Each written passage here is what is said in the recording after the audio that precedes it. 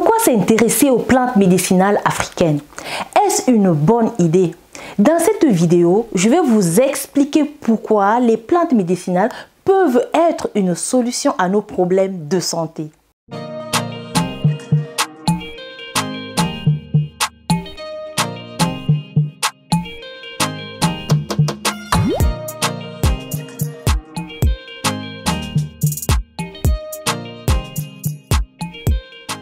Bonjour à toi, bienvenue sur ma chaîne, moi c'est Terence. Ici je te propose des remèdes à base de plantes pour prendre soin de toi. Si toi aussi tu es un adepte des plantes, alors deux choses à faire. La première, abonne-toi à ma chaîne, puis active la cloche de notification afin d'être informé de la parution de mes prochaines vidéos. Il y a quelque temps, une amie m'a posé une question intéressante. Elle m'a dit: Terence, ça se voit que tu es passionné par les plantes car tu en parles sans cesse sur ton blog.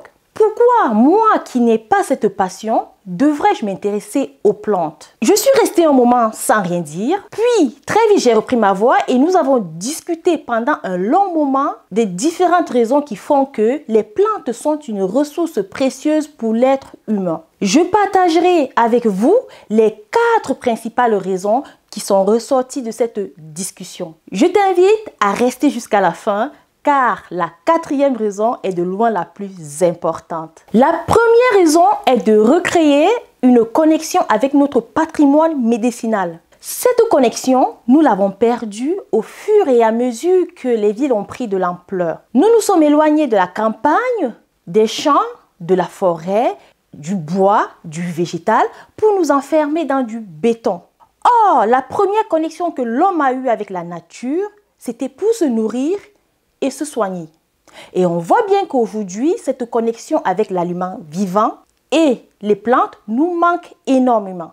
Pour s'impliquer dans notre santé, nous pouvons cultiver des plantes médicinales comme l'artémisia, le moringa au jardin ou en pot pour s'en préparer en infusion avec nos enfants et nos petits-enfants. Et rien que ces gestes-là nous reconnectent à nos racines. La deuxième raison est de reprendre notre santé en main. Les plantes médicinales sont là autour de nous. Il n'y a qu'à apprendre à les reconnaître et à les utiliser.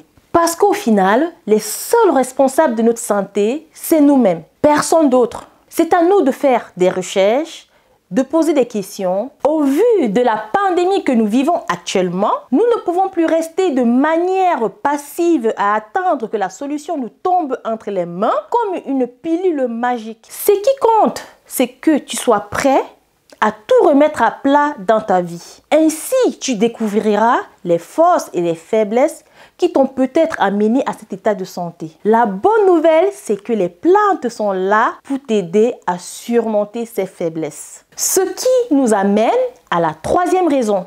Les plantes médicinales agissent de façon globale et soutiennent le système immunitaire. Les antibiotiques remplacent le système immunitaire et détruisent les bactéries de façon directe. Pourquoi le système immunitaire n'arrive plus à faire son travail? Ça, c'est ce qu'on appelle une faiblesse de terrain. Les fondations de l'édifice ne sont plus solides. Pour établir les fondations, les plantes sont fabuleuses. Elles peuvent réveiller un système immunitaire qui ne fait plus son travail. Elles vont stimuler nos processus d'élimination pour qu'on arrive à mieux gérer la charge toxique à laquelle nous sommes exposés. Elles régulent le système nerveux, le système cardiaque et le système lymphatique. Aucun antibiotique ne peut faire ce travail de terrain. Les plantes sont là pour renforcer notre système immunitaire. Les antibiotiques sont là lorsqu'il y a une fuite quelque part, une fuite temporaire.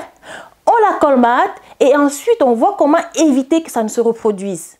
Voilà comment, dans l'idéal, les deux devraient coopérer. Je ne suis pas contre les antibiotiques. Le problème arrive lorsqu'il faut en prendre encore et que l'on ne remet pas en cause les piliers de la santé. Je vous donne la 4e raison.